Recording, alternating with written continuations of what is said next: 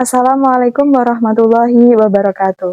Yang terhormat Bapak Ibu dosen penguji UGIN, perkenalkan, saya Siti Alfiah, mahasiswa PPG PAI Batch 3 tahun 2025 di LPTK UIN Salatiga. Pada hari ini, tanggal 9 Oktober 2025 di SMK Muhammadiyah 1 Boyolali, saya melaksanakan pengambilan video UGIN. Demikian perkenalan dari saya. Terima kasih. Wassalamualaikum warahmatullahi wabarakatuh. Assalamualaikum. Waalaikumsalam. Oke, sebelumnya saya buka dulu ya. Assalamualaikum warahmatullahi wabarakatuh. Waalaikumsalam warahmatullahi wabarakatuh. Oke, selamat pagi. Pagi. Gimana kabarnya kalian? Alhamdulillah is wonderful. Allahu Akbar. Sebelum kita memulai pembelajaran pada pagi hari ini, alangkah baiknya kita berdoa terlebih dahulu. Untuk Mas Luksan bisa memimpin berdoa. Siap, gerak, berdoa, mulai. Bismillahirrahmanirrahim. Raditu billahi rahman wa bil islami dina wa bi Muhammadin nabiyya wa rasulah. Rabbi zidni ilma warzuqni fahma. Amin. Ada yang tidak masuk hari ini? Ada. Siapa? Naya sama Adia. Kenapa? Sakit. Untuk selanjutnya, pertemuan kita kali ini, kita sebelum masuk ke materi, saya mau melakukan ice breaking terlebih dahulu. Oke, ice breaking ya. Di sini nanti permainan ice breakingnya, nanti kalian bisa mengangkat tangan kanan ketika pernyataan yang saya tampilkan di sini. Pernyataannya saya tampilkan di sini, nanti itu baik atau positif, nanti kalian bisa angkat tangan kanan. Kalau semisal pernyataan yang ada di depan sini nanti buruk atau negatif, kalian bisa angkat tangan kiri. Oke, gitu ya. Nanti kalian berusaha berpikir cepat gitu, guys. Membaca sambil langsung menjawab. Oke, begitu ya? Sudah siap? Oke, ini melatih konsentrasi kalian. Oke, yang pertama bisa dilihat di depan. Kira-kira jawabannya kanan atau kiri? Kanan. Kanan. Ada yang jawab kiri? Enggak. Nomor 2. Kanan atau kiri? Kiri. Oke, ada yang jawab kanan? Tidak ada ya. Oke, terus yang selanjutnya. Kanan atau kiri? Kiri. Nah, habis. Pertanyaan habis. Oke, jadi di sini tadi pernyataan di sini itu adalah awal untuk masuk ke materi kita. Jadi kalian sudah bisa membedakan ya. Di sini pernyataan di sini yang pertama membeli barang sesuai kebutuhan. Itu positif atau negatif? Positif ya. Jadi nak membeli barang harus sesuai kebutuhan. Ya. Nomor 2 ini membeli baju setiap minggu hanya untuk pamer. Negatif karena ada unsur pamer. Nah, di sini kalian sudah bisa membedakan ya antara mana perbuatan yang baik, mana perbuatan yang buruk. Terus selanjutnya di sini kita akan melihat video, nggih. Oke, ini videonya ya.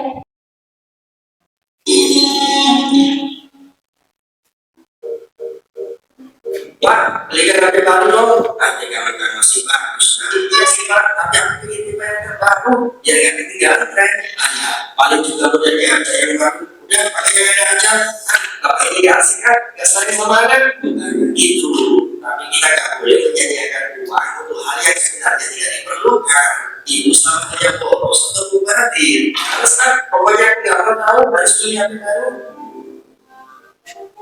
Wih, dapat juga HP baru. Selamat tinggal HP lama.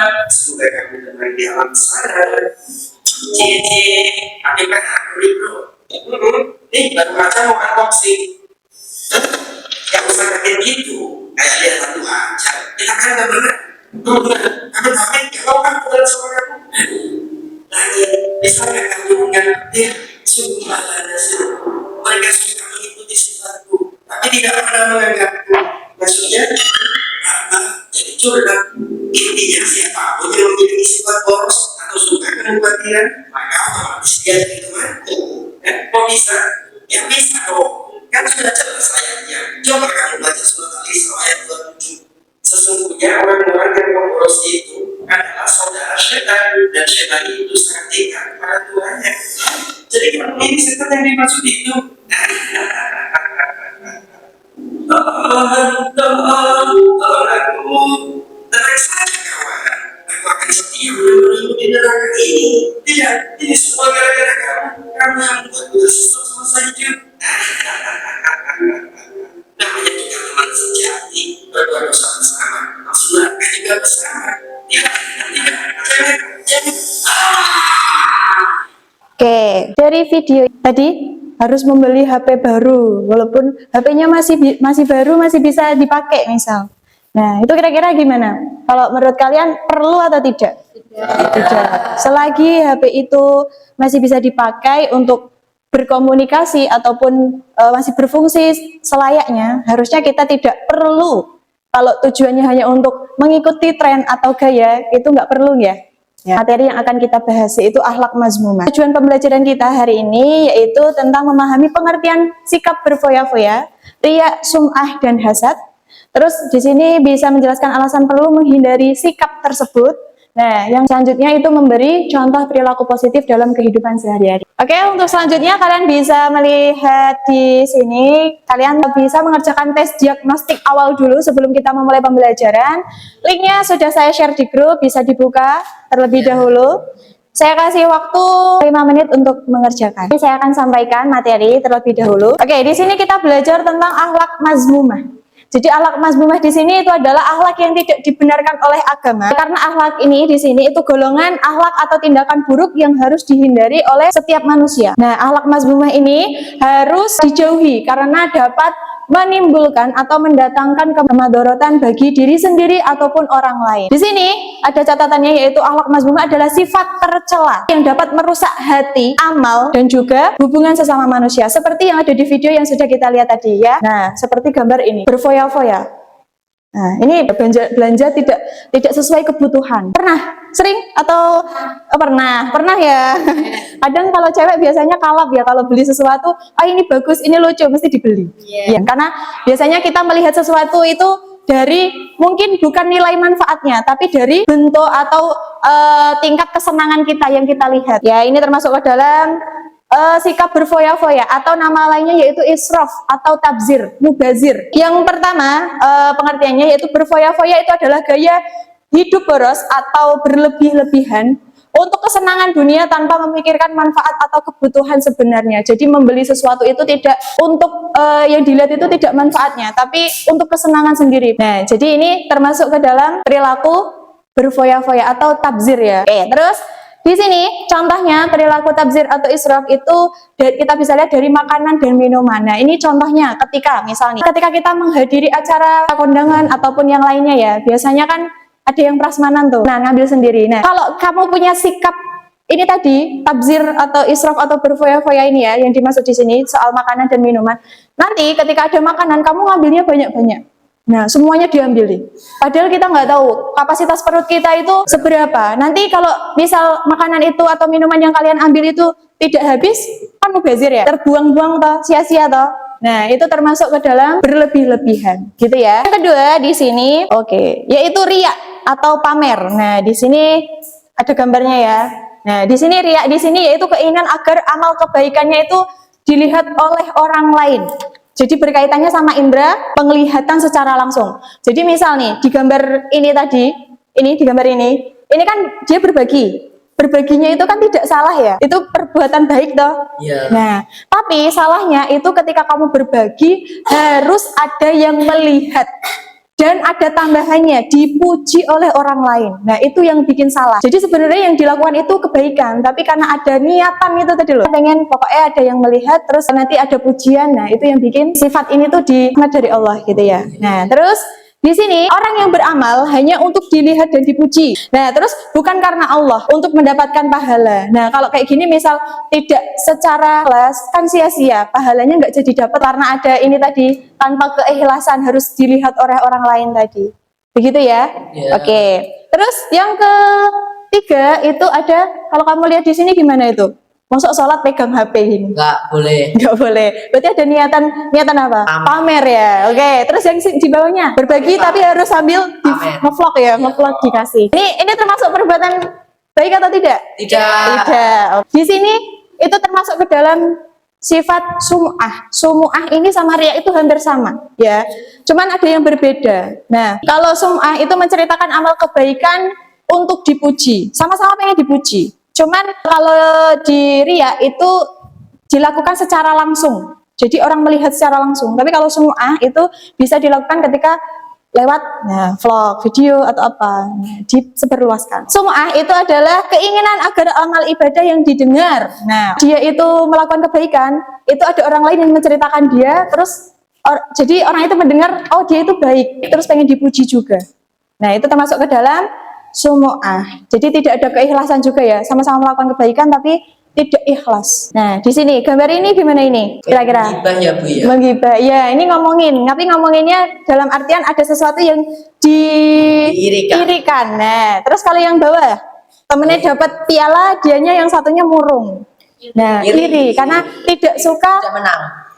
tidak suka karena orang lain itu mendapatkan nikmat atau mendapatkan keberhasilan. Nah, ini termasuk ke dalam perilaku hasad atau iri hati, iri dengki. Nah, itu termasuk nggih. Hasad adalah perasaan tidak senang terhadap kenikmatan orang lain dan keinginan agar nikmat itu hilang dari orang itu.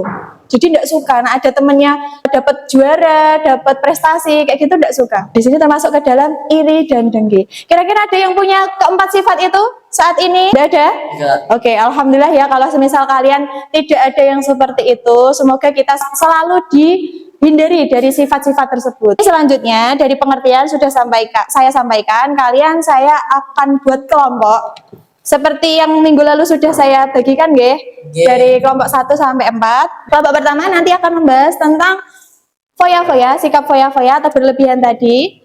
Terus yang kedua nanti riya. Nah, yang ketiga nanti sumu'ah dan yang keempat nanti tentang hasad.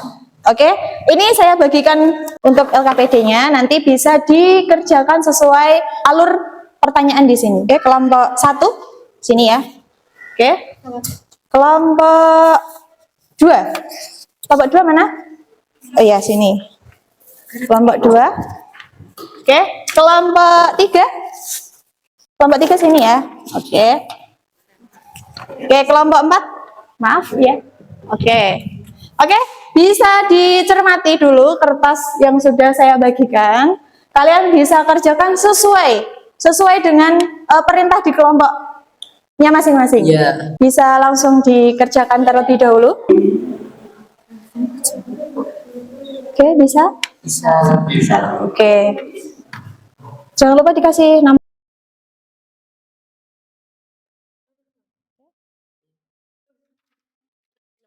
Sudah selesai. Kelompok 1 bisa maju terlebih dahulu untuk mempresentasikan hasil diskusi kelompoknya.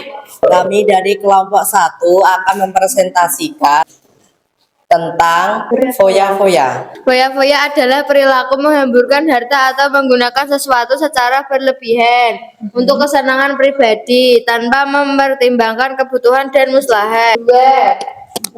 Dampak ketika melakukan foya-foya, terlalu sibuk mengurusi kebahagiaan duniawi sehingga melalaikan akhirat. 2. Menimbulkan sifat iri dengki dan pamer. 3. Dapat memicu frustasi apabila hartanya habis. 4. Berpotensi menimbulkan sifat kikir. 3. Manfaat menghindari foya-foya, yaitu mencapai keseimbangan mental dan hati menjadi lebih tenang, lalu bersyukur dan optimis dalam menjalani hidup, disayangi oleh orang lain. 4. Contoh perilaku sehari-hari. 1. Membeli barang-barang mewah yang tidak dibutuhkan. 2. Sering makan di restoran mahal hanya untuk gengsi. Mengganti HP setiap ada seri terbaru padahal yang lama masih berfungsi. Pakaian atau aksesoris yang berlebihan dan tidak dipakai. Kita beri aplaus terlebih dahulu. Untuk 4 kelompok, terima kasih sudah mau mempresentasikan hasil diskusi kalian dengan kelompok masing-masing. Saya ingin kalian mengerjakan tes formatif di link yang sudah saya bagikan tadi juga di bawahnya ya. Nanti bisa dikerjakan terlebih dahulu.